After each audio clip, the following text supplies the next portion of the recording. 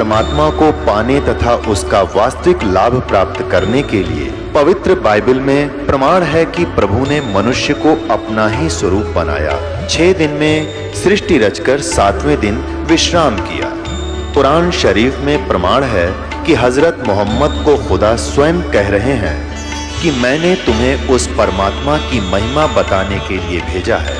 वो परमात्मा कबीर है जिसने 6 दिन में सृष्टि रची तथा 7वें दिन तख्त पर जा विराजा। उसकी खबर किसी बाखबर से पूछकर तो देखो। कृपया अवश्य सुनिए जगत गुरु तत्वदर्शी संत रामपाल जी महाराज के अमृत वचन।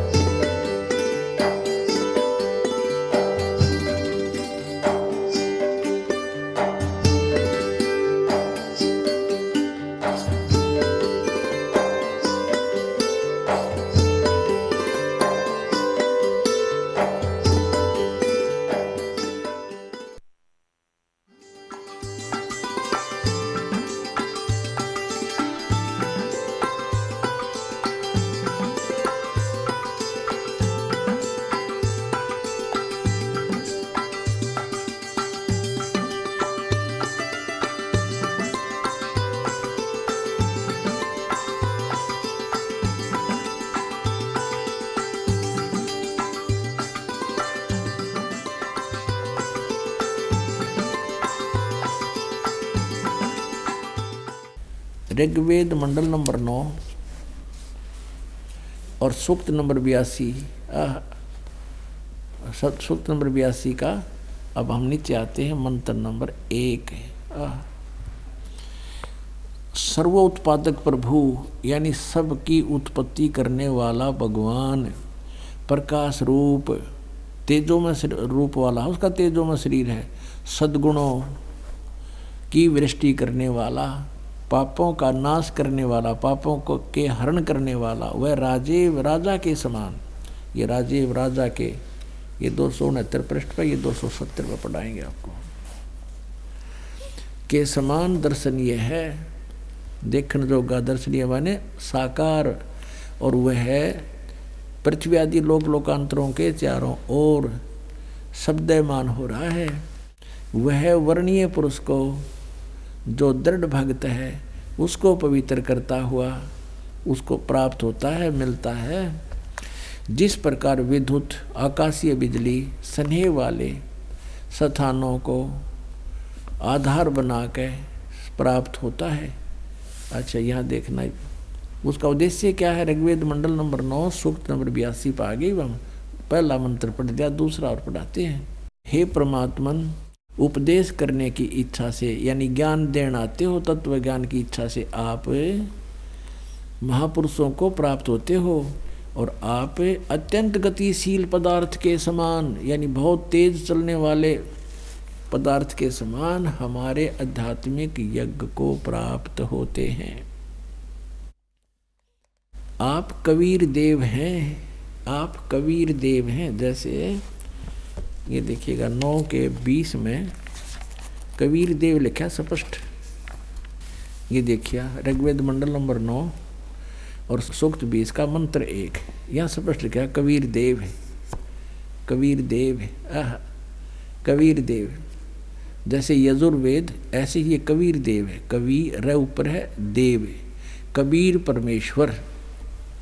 वह कबीर ये लिखना था, वह कबीर परमेश्वर है, वह कबीर परमेश्वर है। इतना इसका कवि का अर्थ मेधावी लिख दिया। कवि का अर्थ कहते कव्य लिख दो, काव्यकार।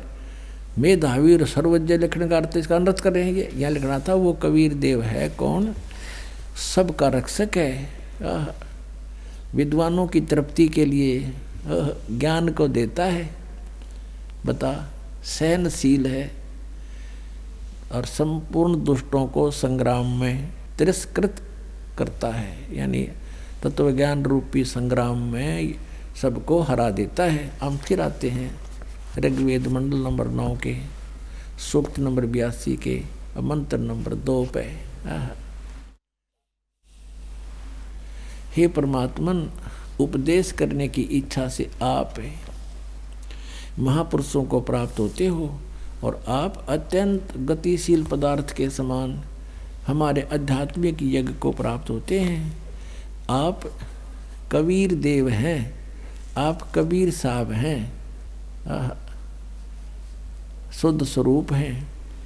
हमारे पापों को दूर करके हे अमर परमात्मा, हे सो मन अमर परमात्मा, हे परमेश्वर आप हमको सुख दें।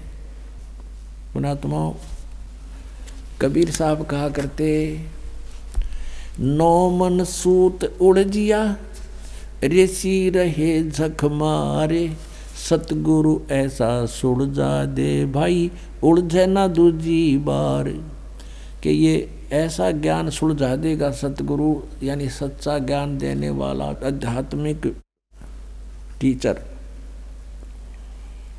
उसको सतगुरु कहते हैं। सतगुरु परमात्मा स्वयं आते हैं, वो सतगुरु की भूमिका भी करते हैं, सब ब्रह्मांडों का संचालन भी वहीं बैठकर करते हैं।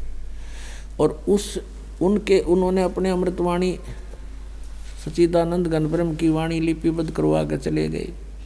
उसको समझने की भी सबके बस की बात नहीं। इन वेदों को नहीं समझ सके तो उस वेद ने कैसे समझ लेगा आम आदमी? हो तो एक तत्व ज्ञान है। तो इस दास को बुद्धि दे दी कबीर भगवान ने, परमेश्वर कबीर जी ने, और इस दास को एक सच्चे ज्ञान देने वाला गुरु बना दिया, सतगुरु। वैसे तो सतगुरु वही हैं, पर अपनी कृपा से इस दास को कहते हैं गुरु मेर करे तो काग ते हंस बना दे। हम तक काग थे और कौवे से हंस उन्होंने ही बनाए हैं सतगुरु ने। अब वो परमात्मा, उसका नाम और क्लियर किया है। अब देखना इसी ऋग्वेद का, ऋग्वेद जो आर्य प्रतिनिधि सभा के द्वारा ही प्रकाशित है, उसी को हम पढ़ रहे हैं।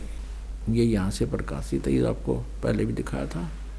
बार बार ये दिखाना अनिवार्य है कि देखो भ्रमित ना कर दिया आपने कि वो अपने घर की बना रहा होगा।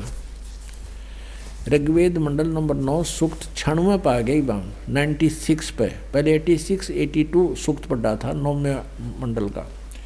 अभी 16वें श्लोक में कहा है 96 ऋग्वेद मंडल नंबर 9 सूक्त 96 मंत्र 16 में, गुहम माने गुप्त, रहस्य में, चारू माने श्रेष्ठ, नाम माने नाम। ये तो हम पढ़ सका आराम से। इन्होंने कुछ अपनी हिंदी भी कर रखी है। चारू माने श्रेष्ठ, गुहम माने सर्वोपरि रहस्य यानी सबसे गुप्त, और नाम माने नाम। इन्होंने चाहे कुछ भी अड़ंगा डाल दिया, तुम्हारी संज्ञा है। नाम का संज्ञा के मतलब नाम है, जो तुम्हारा नाम है। अब देखना, हे परमात्मन सर्वोपरि रहस्य यह लिखना था, जो गुप्त, गुहम माने गुप्त, चारू माने श्रेष्ठ, ये लिखे रहे हैं। नाम माने नाम लिख लेंगे, ये तो उलझाने की चेष्टा की है। जो तुम्हारी संज्ञा है, जो हे परमात्मा जो आपका रहस्य में गुप्त श्रेष्ठ नाम है, आप उसका ज्ञान कराए। है कोई इसमें उन्होंने कहा कि यजुर्वेद पढ़ना है, इब्ता हमने अक्सर आगे इनका यजुर्वेद भी पढ़ लिया। यजुर्वेद को कहा कर दे यजुर्वेद। अब वो हमारे लिए तो उंगलियां पाओगे, ये ज्ञान हमारे को परमात्मा ने पहले दे रखा है।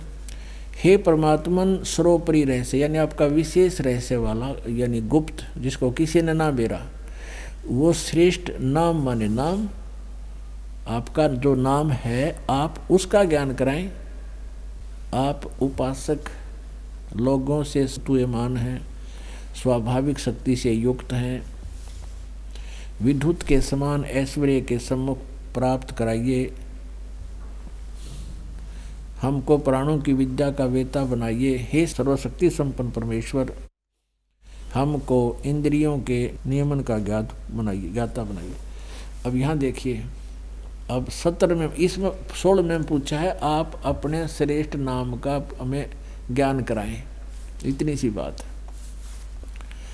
17वें में वो नाम बताया है, क्या लिखा है, शिशुम जगानम हरियंतम मर्जंती शुभंती वहीने मरुतो गणेन, कबीर गिरभी, कबीर गिरभी, कावेना और कबीर संत सोमह पवित्रम अत्यति रेभन,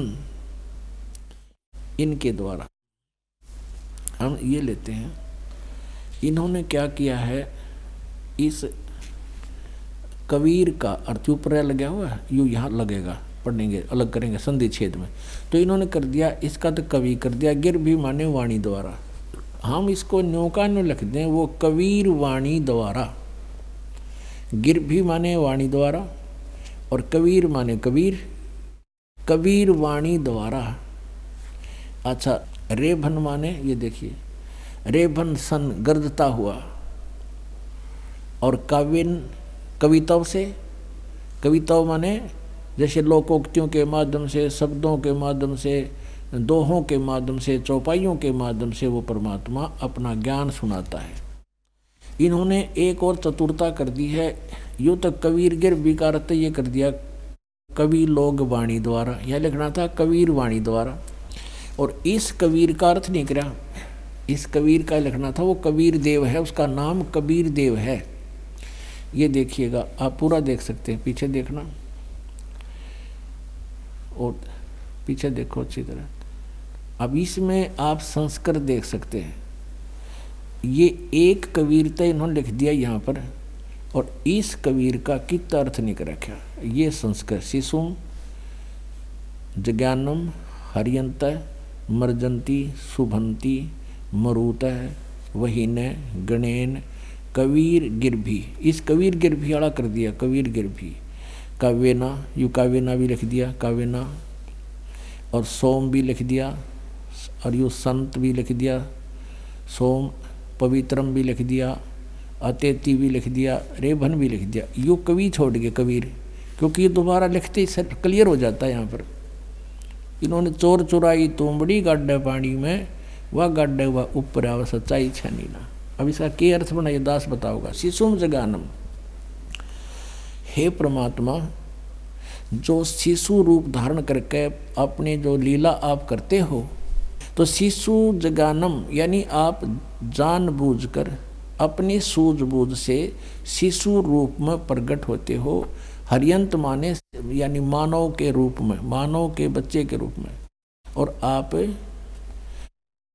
मर्जंती शुभंती वहीन मरुते गणेन, और कबीर गिरभी कावेना, कबीर अपनी महिमा की वाणी को आप अपनी कबीर वाणी द्वारा, कबीर गिरभी, कबीर, ये इन्होंने इस कबीर गिरभी का लिख दिया वाणी द्वारा, हम लिखते कबीर वाणी द्वारा।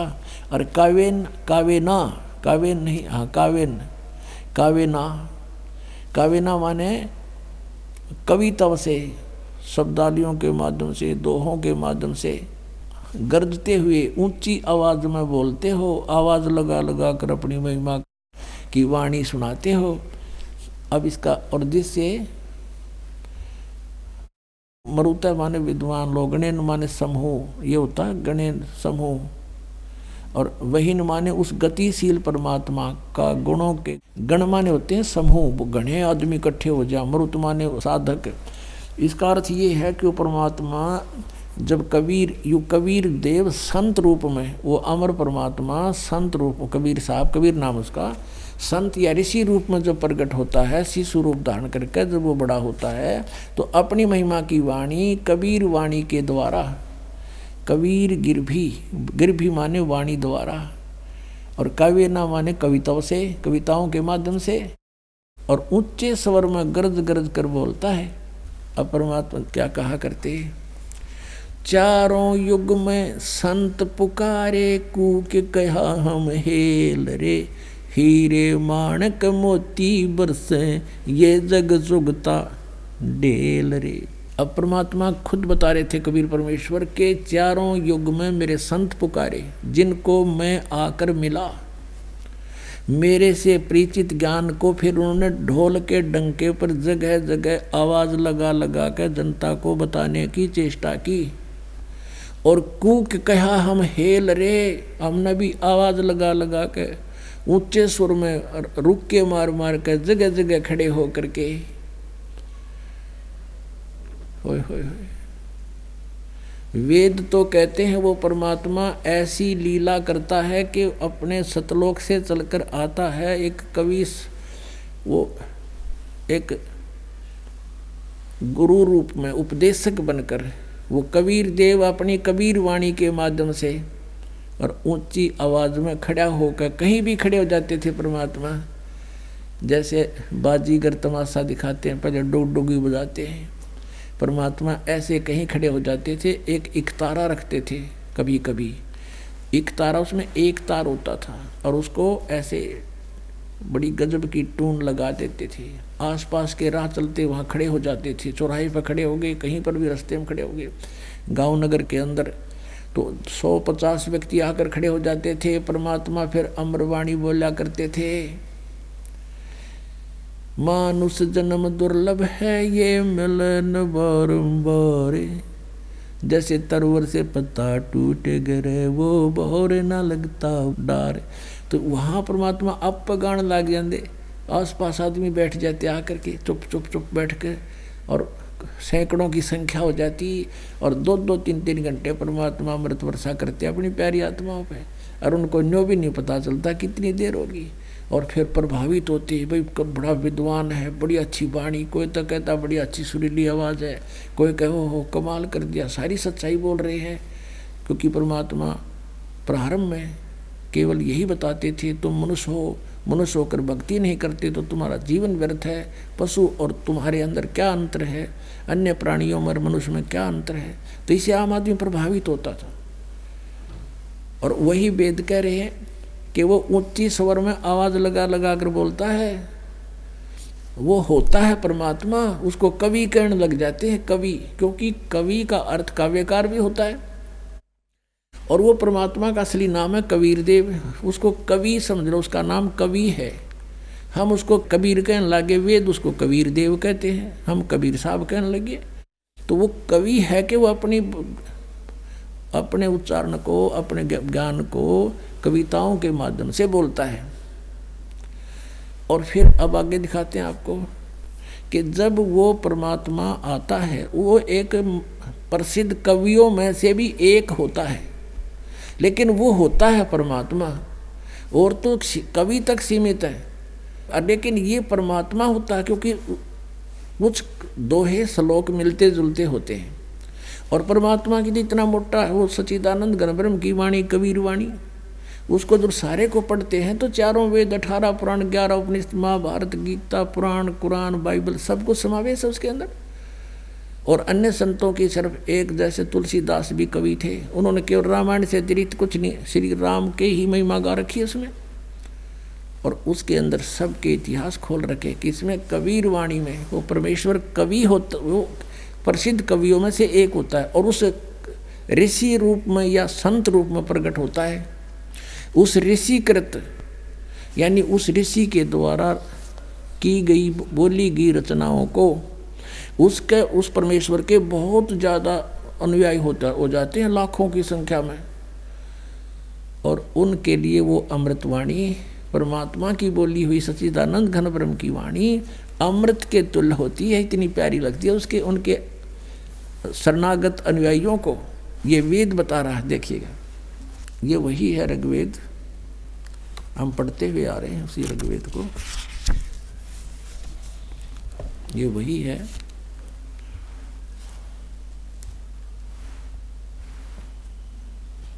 अब हम यहाँ आगे हैं, ऋग्वेद मंडल नंबर 9, सूक्त 96, 16 में तो ये कहा कि अपना श्रेष्ठ नाम, अब आपका जो गुप्त है वो श्रेष्ठ नाम बताइए। और इसमें स्पष्ट लिख दिया कि वो 17वें में शिशु जज्ञानम हरियंतम मर्जंती सुबंती वहीन मरुतो गणेन, कबीर गिरभी कावेना, वो कबीर संत सोम, वो कबीर नाम है उस परमात्मा का। और वो अमर परमात्मा ऋषि या संत रूप में प्रकट होकर के अपनी वाणी को, कावेना पवित्र वाणी को, अति रेभन, अत्यति यानी बहुत, रेभन माने गरजता हुआ, ऊंची आवाज में बोलता है। इन अनुवाद में गड़बड़ करनी थी।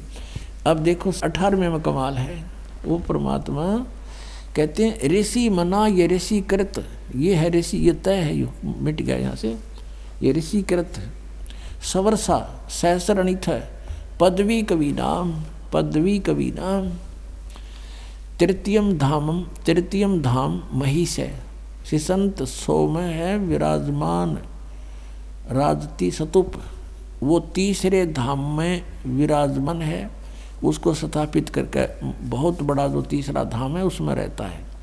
और वो कवि नाम पदवी अब ऋषि या संत रूप में प्रगट, उस ऋषि कहो चाहे संत कहो, उस ऋषिकृत ऋषि के रूप में प्रगट परमात्मा के द्वारा जो हजारों वाणी संसरणित माने हजारों वाणी जो बोली जाती हैं, जिस कारण से वो पदवी कवि नाम यानी प्रसिद्ध कवियों में वैसी एक पदवी भी, कवि की पदवी भी प्राप्त करता है। और ऋषि मना जो ऋषि स्वभाव के संत भगत उसके उसके शिष्य होते हैं, उनके लिए सवर्षा वो एक बहुत आनंददायक होती है। यहाँ देखो ऋग्वेद मंडल नंबर 9 सूक्त नंबर 96 का हमने 16 पढ़ लिया, 17 पढ़ लिया, अब 18वां का यहाँ अपने संस्कृत देख ली और अब यहाँ देखेंगे। ऋग्वेद मंडल नंबर 9 सूक्त 96 का मंत्र अब 18 पढ़ रहे हैं। सोम स्वरूप परमात्मा, अमर परमात्मा, पालन की इच्छा करता हुआ तीनों लोकों में प्रवेश करके सबका धारण पोषण करने वाला यही भगवान है, जो गीता जी अध्याय नंबर 15 के श्लोक 17 में लिखा है। पालन की इच्छा करता हुआ जो महान परमात्मा तृतीयम धाम देवयान और पितृयान इन दोनों से पृथक तीसरा जो मुक्ति धाम है। अब इसका अर्थ इतना चाहिए था, जो महान परमात्मा पालन की इच्छा करता हुआ, यानी यहाँ नीचे हमारे को वो तृप्त करने आता है, हमारा पालन पोषण दुखों को निवारण करने की इच्छा करता हुआ जो महान परमात्मा तृतीयम धाम तीसरे धाम, तृतीयम धाम का अर्थ इतना है, सोचो तीसरा जो मुक्ति धाम है उसमें विराजम, उसमें विराजमान है।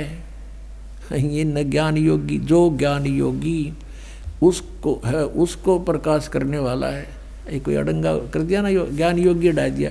यहाँ इनका याद आ गई दानंद तो निराकार बतावा था, और यदि हम लिख देंगे सीधा अर्थ कर दिया तो यो साकार सिद्ध हो जाएगा। यहाँ ज्ञान योगी डाल दिया, ये यहाँ भूल गए ज्ञान योगी।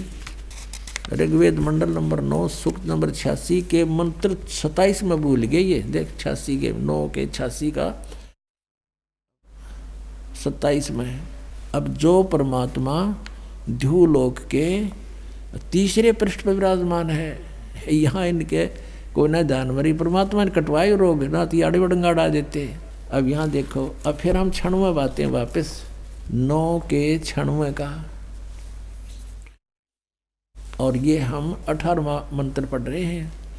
सोम स्वरूप परमात्मा वो अमर परमात्मा पालन की इच्छा करता हुआ जो महान वह परमात्मा तृतीयम धाम, यह लिखना था तीसरा जो मुक्ति धाम है उसमें विराजमान है।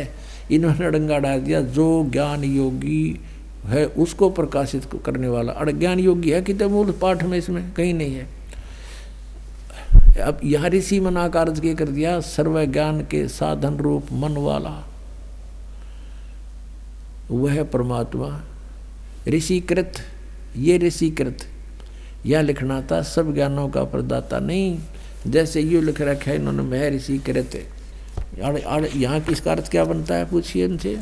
महर्षि दानंद कृत यानी इसके द्वारा किया हुआ, बोला लिखा हुआ, उच्चारण किया हुआ, यानी कृत का अर्थ हो जैसे भाई ये उसके द्वारा लिखी गई पुस्तक है, ये दानंद कृत इसके द्वारा किया गया अनुवाद है। तो यहाँ लिखना था उस ऋषि रूप में प्रकट परमात्मा कृत।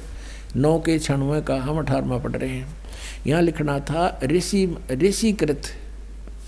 ये मूल पाठ यहाँ पर है इसका, ये यहाँ पर है मूल पाठ।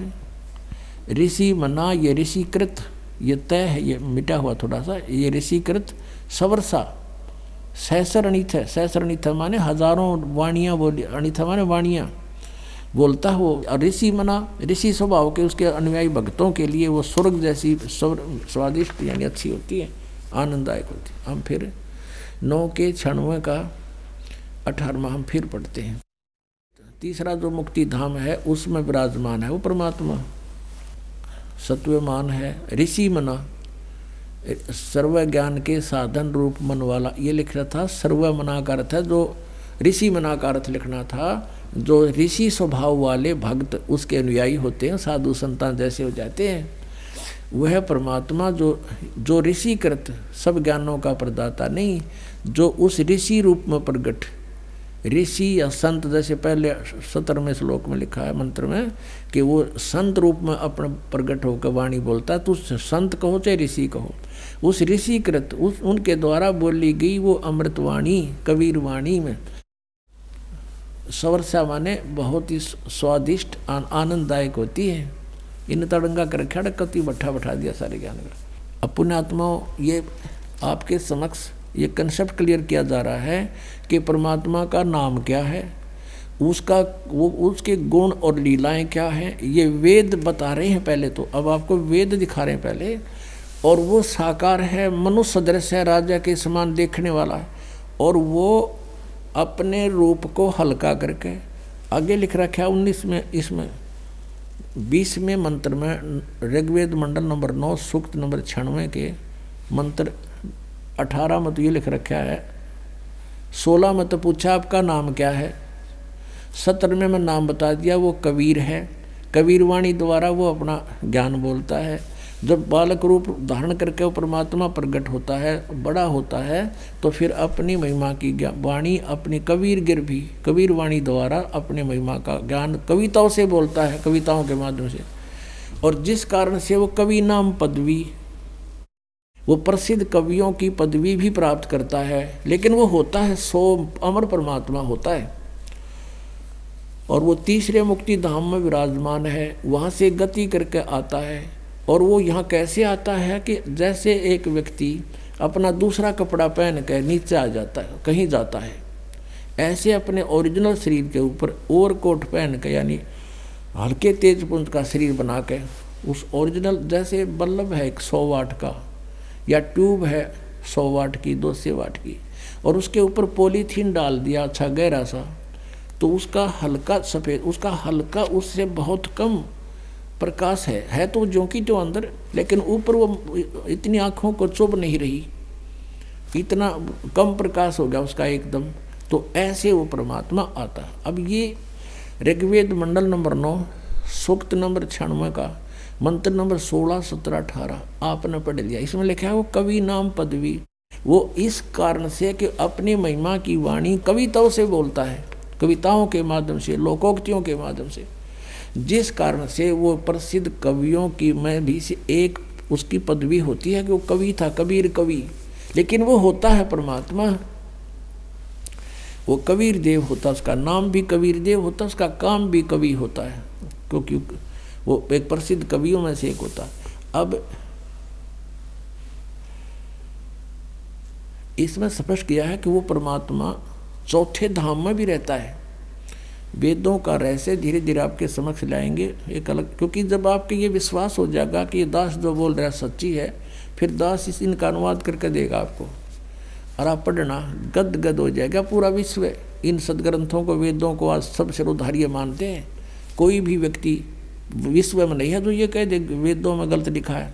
किन को छोड़ के, इन राधा स्वामी वाला ने छोड़ के, ये तो कहते हम नहीं मानते वेद और किताब और गीता को, कहते हुआ भी तो किसी ने देखे। हमारे गुरु जी ने जो बोली है वाणी है फाइनल है हमारे लिए, और उनके गुरुओं ज्ञान दिखा दो तो हंसी आवे हैं। उन्हें सतनाम का नहीं बेरा, सांग के है दिखा दे उनके सारी वाणी। अभी टाइम नहीं इतना, नहीं तो गिरला पाले सुतारन का टाइम था उनका, फिर बताएंगे कभी। अब कहने का भाव ये है कि वो तो बैठा रहे सबका कि वेदों को हम नहीं मानते, हमारे तो जो संत बोल देता है वही फाइनल है। और उनके संतों ने बोल रखा है वो सतनाम, कहीं तो सतनाम को कह रहे हैं, वो 2 मिनट दिखाना पड़ेगा ना तो ये बात अधूरी रह जाएगी। अब आपको दिखाते हैं जो ये कहते हैं ये राधा स्वामी पंथ वाले कि हम वेदों को नहीं मानते, हमारे गुरुओं ने जो ज्ञान दिया है ये फाइनल है। और वेद भी तो किसी ने बोले ही हैं, वो भी तो इंसान था, वेद व्यास, उन्होंने बिना मेरा वेद बोले किसने? वेद व्यास जी तो राइटर थे जैसे,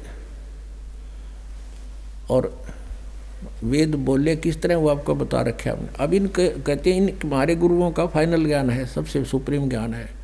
अब देखो इनका ज्ञान दिखाते हैं इनके गुरुओं का। इनके प्रवर्तक का, राधा स्वामी पंथ का जो प्रवर्तक माना जाता है शिवदयाल जी, उसके हाथ से लिखा हुआ दिखाते हैं आपको।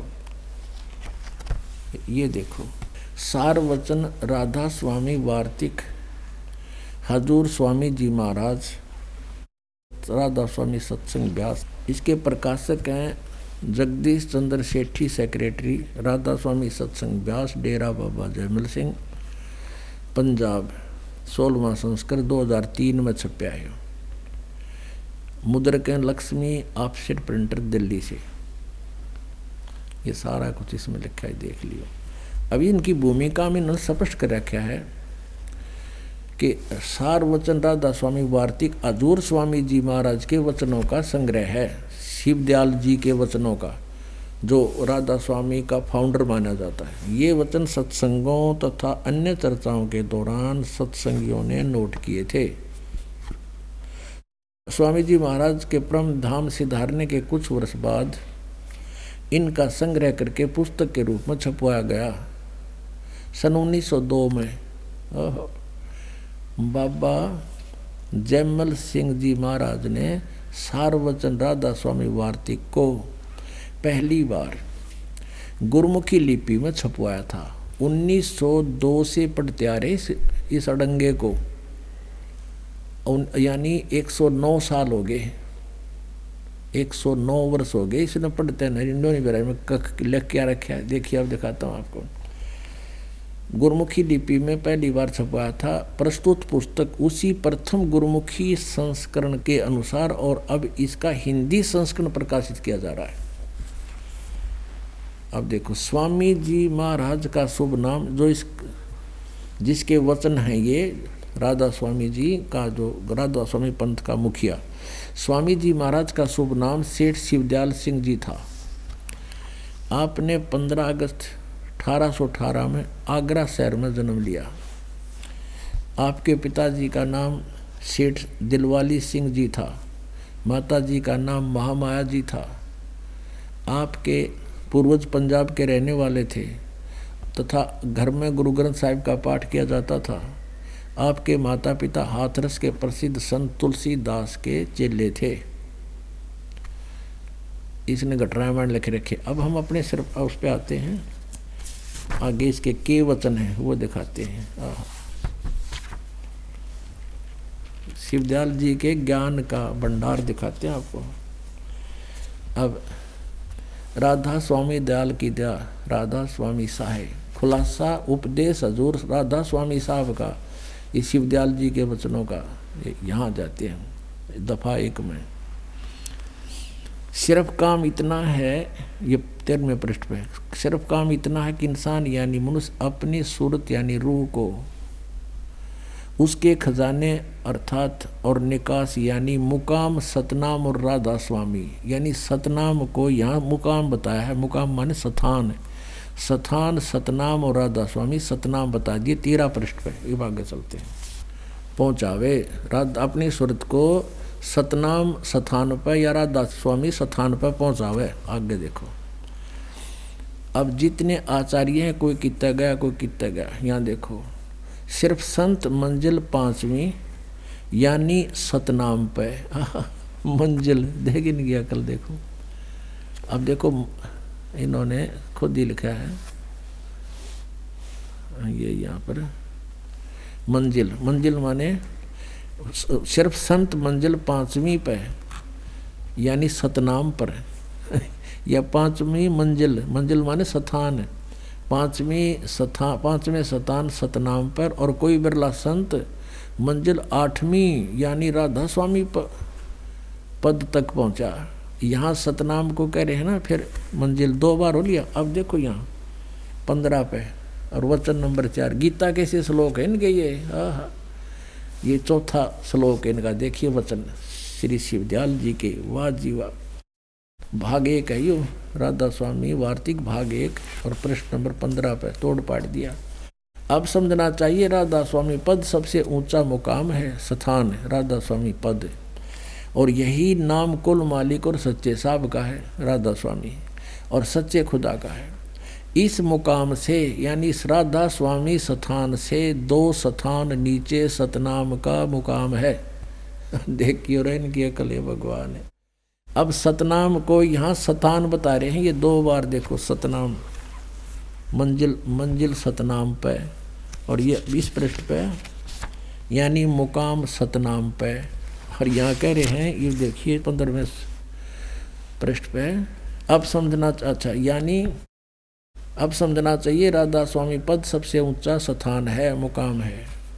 यही नाम कुल मालिक और सच्चे साहब और सच्चे खुदा का है। ये राधा स्वामी सब तो बड़े भगवान का नाम है इनके का, और इनके स्थान का भी ये नाम है। अब इस मुकाम से राधा स्वामी स्थान से 2 स्थान नीचे सतनाम का मुकाम है। सतनाम स्थान है और स्थान का स्थान है। अब मुकाम माने भी स्थान, और इनकी दृष्टिकोण से सतनाम माने भी स्थान, मुकाम, मुकाम का मुकाम समझो, सतनाम का स्थान का स्थान है। या तो इनकी कुलधनी के वचन है। आगे देखियो, ये भी सतनाम को डिफाइन किया गया इन्होंने कि जिसको संतों ने, इस सतनाम को संतों ने सतलोक, सचखंड, सार शब्द, सतशब्द और सतनाम और सतपुरुष करके बयान किया है। इस सतनाम को सतलोक भी सतनाम को, सचखंड भी सतनाम को, सार शब्द भी सतनाम को, सत शब्द भी सतनाम को, सतनाम भी सतनाम को और सतपुरुष भी सतनाम को। वाह रे राधा स्वामी, बता हुआ बाई है या कुछ इसका है कोई सिर पैर। अब कोई कहे कि सड़क, कार, किसी ने कार ना देखी और कार को डिफाइन करे, सड़क पेट्रोल की तो पढ़ सुन लिया हूँ। कोई उससे पूछे कार किसे कहते हैं, पेट्रोल किसे कहते हैं, सड़क किसे कहते हैं, ड्राइवर कौन होता है, कैसा होता है और शहर किसे कहते हैं, वो उत्तर ऐसा दे रहा हो कि पेट्रोल भी कार को कहते हैं, सड़क भी कार को कहते हैं और शहर भी कार को कहते हैं, ड्राइवर भी कार को ही कहते हैं। ये इनके कुलधनी का वचन है। सतनाम के ऊपर गाटा जोड़ रहे हैं, इन सर पैर का नहीं पता। अब दिखाते हैं संत मत प्रकाश भाग 3 और इसके राइटर हैं श्री सावन सिंह जी महाराज सावन सिंह जी। संत मत प्रकाश भाग 3 हजूर महाराज सावन सिंह जी के सत्संगों का संग्रह। ये कहाँ से प्रकाशित है ये देखिए। प्रकाशक है जगदीश चंद्र सेठी, सेक्रेटरी राधा स्वामी सत्संग ब्यास, डेरा बाबा जयमल सिंह, और ये है पंजाब में, पंजाब। ये मुद्रक है गोपसंस पेपर लिमिटेड, ये मुद्रक है इसका। अब इसके देखिएगा,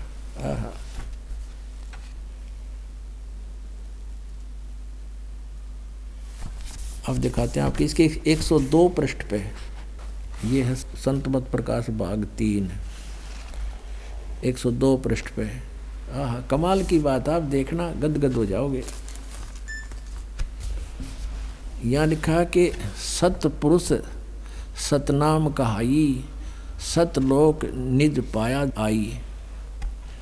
सचखंड या सतनाम चौथा लोक है। देखिए भी सचखंड या सतनाम, सचखंड माने सतलोक या सतनाम, सतनाम कहो तो सचखंड को, वो चौथा लोक है। सतनाम चौथा लोक है और सभी के अंदर है। वो सतलोक, वो सतनाम तारे अंदर है। अगर यह सतगुरु से राह लेकर मेहनत करके अंदर पर्दा खोल ले तो सचखंड पहुंचा जा सकता। वो आपके अंदर है सचखंड। अच्छा, ये 107, ये तो 102 पृष्ठ पर पढ़ा आपने। अब 106-7 पर पढ़ते हैं। यहाँ देखिएगा,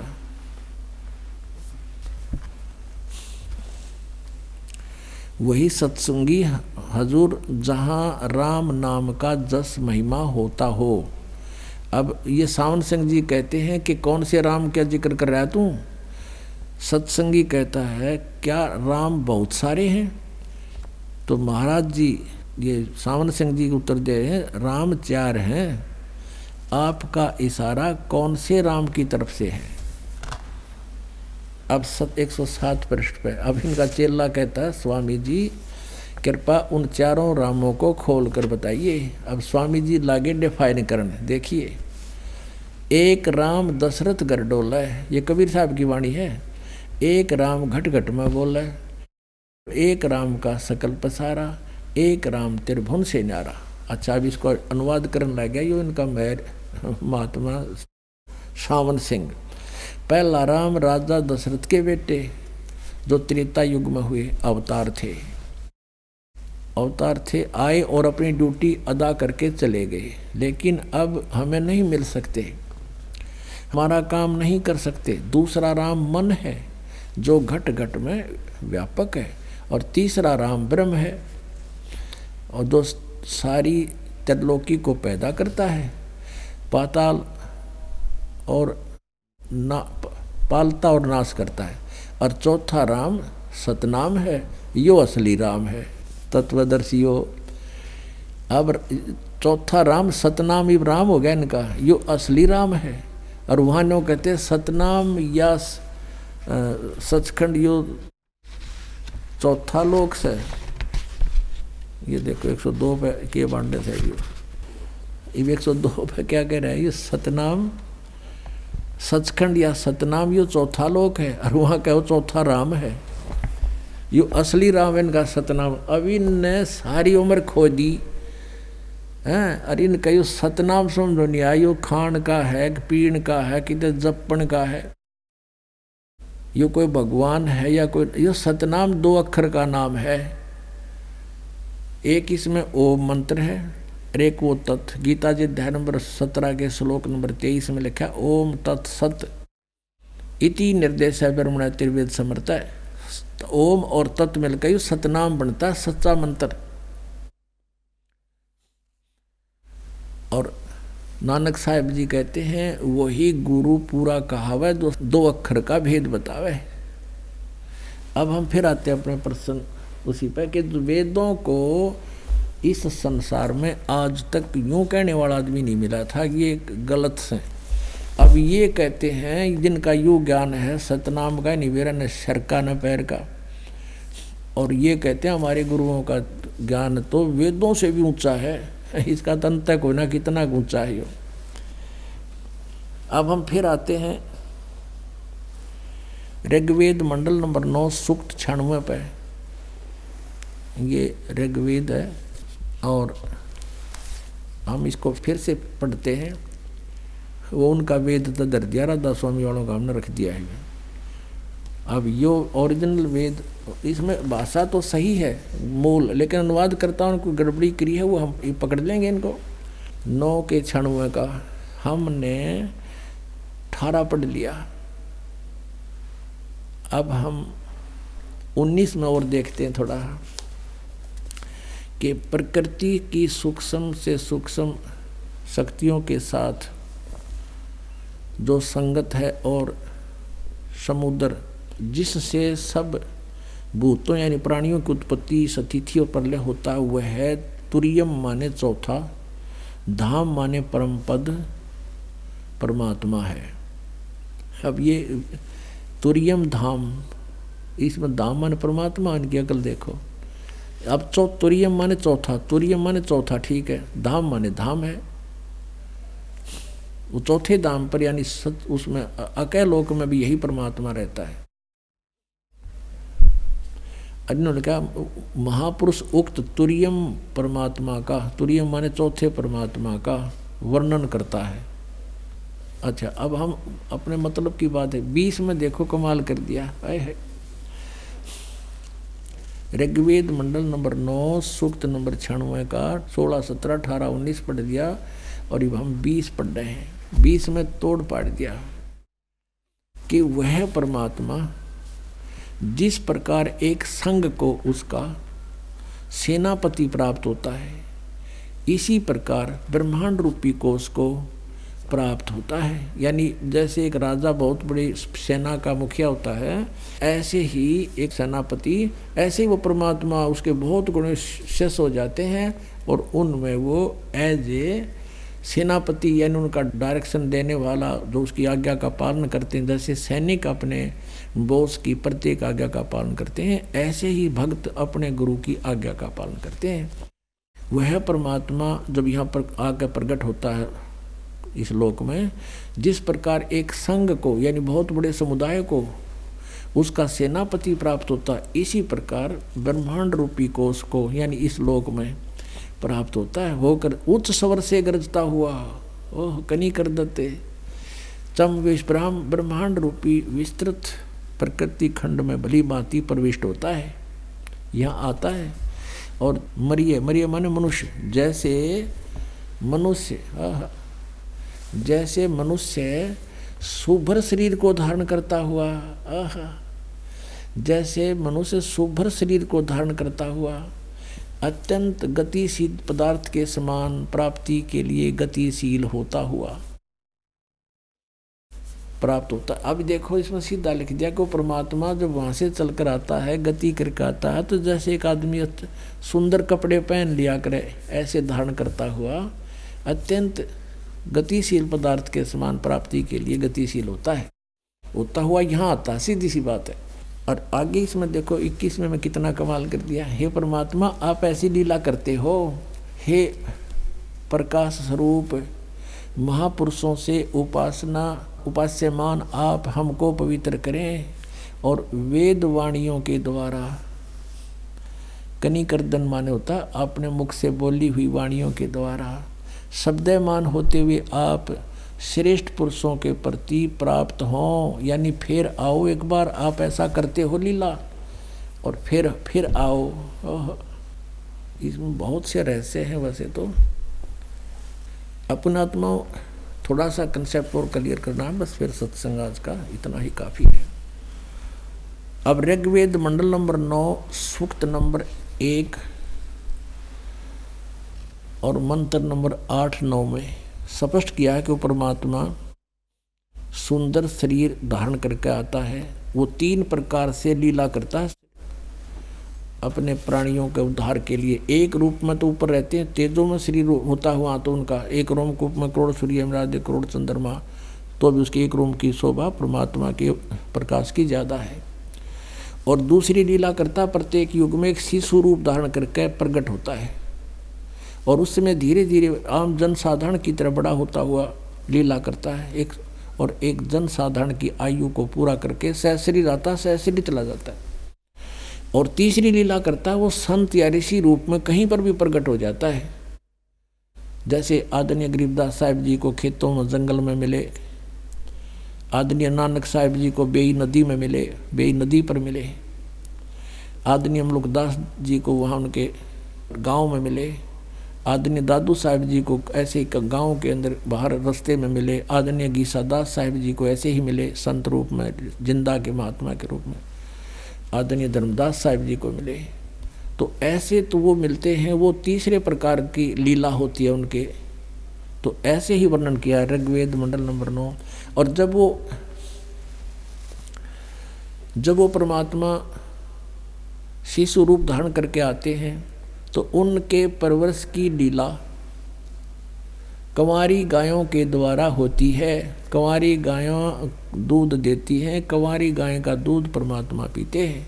ये लीला उस परमात्मा की ऐसी लीलाओं किया करता है। 600 वर्ष पहले कबीर परमेश्वर की उसकी महिमा की वाणी में धर्मदास जी साहब ने लिखी थी कबीर सागर में, वो आज तक विद्यमान है। और गरीबदास साहब जी को परमात्मा ने अपनी दिव्य दृष्टि दे करके, जैसे तुलसीदास जी ने रामायण लिख दी सारी, ऐसे गरीबदास साहब जी ने कबीर परमात्मा की महिमा लिखी है। तो उसमें लिखा कि कंवारी गाय का दूध पिया, अनव्याहर को दूहत है दूध दिया तत्काल, पीवा बालक ब्रह्म गति ता शिव भय दयाल। वो ऐसी लीला करता। तो ऐसी लीला आज तक बता दो किसी भगवान की होता है या इनके कुल धनी जो जिसको राधा स्वामी का बताओ सर्वशक्तिमान, किसी की भी हो, या राम की, कृष्ण की, विष्णु की, ब्रह्मा की, शिव की, या कोई और हजरत मोहम्मद की, यानी किसी की तो दिखा दो ऐसी लीला हो। या यीशु जी की, हजरत यीशु मसीह की दिखा दो। केवल कबीर परमेश्वर को छोड़कर ये लीला जो वेदों में सदग्रंथों प्रमाणित है और आँखों देखा संतों ने बताई, तो भगवान पहचान में आ जाएगा। अब देखिएगा, ये वही ऋग्वेद है। आर्य प्रतिनिधि सभा, दान बलराम जिला मैदान नई दिल्ली से। अब इसके हम ऋग्वेद मंडल नंबर 9 सूक्त नंबर 1 मंत्र नंबर 8-9 को गहराई से पढ़ेंगे। वैसे तो हम यहाँ से शुरू करते हैं। इनकी अज्ञानता को भी साथ में हमने घसीटना है। अब ये 9वां मंडल है, इसका प्रथम सूक्त है और प्रथम मंत्र में लिखा है, हे परमात्मा सोम स्वभाव परमात्मा। ये परमात्मा के विषय में जानकारी है, हमने ये सिद्ध करना है। आगे देखो, दिखाते हैं आपको। अब मंत्र नंबर 2 में, हे परमात्मन आप, ठीक है। अब तीसरे में, हे परमात्मन। अब चौथे में, हे परमात्मन। 5वें में, हे परमात्मन। अब देखो छठे में, हे परमात्मन। अब 7वें तक गड़बड़ करना शुरू कर गई। इनका समझ में आ गई, जाड़ा भगवान लिख दिया तो आगे तो साकार बता रखा भगवान परमात्मा, तो यह लिख दिया उस पुरुष को चाहे परमात्मा को, उस परमात्मा को ज्ञान यज्ञ में भली प्रकार। आगे देखो फिर 8वें में, अब हम 8वें में पढ़ेंगे उस परमात्मा को। अब ऊपर 6 में परमात्मा लिख दी, यहाँ लिखने के कलम घिस गई उनकी। वो जानते मतलब था किसी समझ में ना जब भगवान सह शरीर है, क्योंकि दयानंद के अज्ञान को ऊपर रखना चाहते थे वो। तब उस परमेश्वर को, उस पुरुष को, उस परमेश्वर को उग्र गतियाँ प्रेरणा देत करती हैं।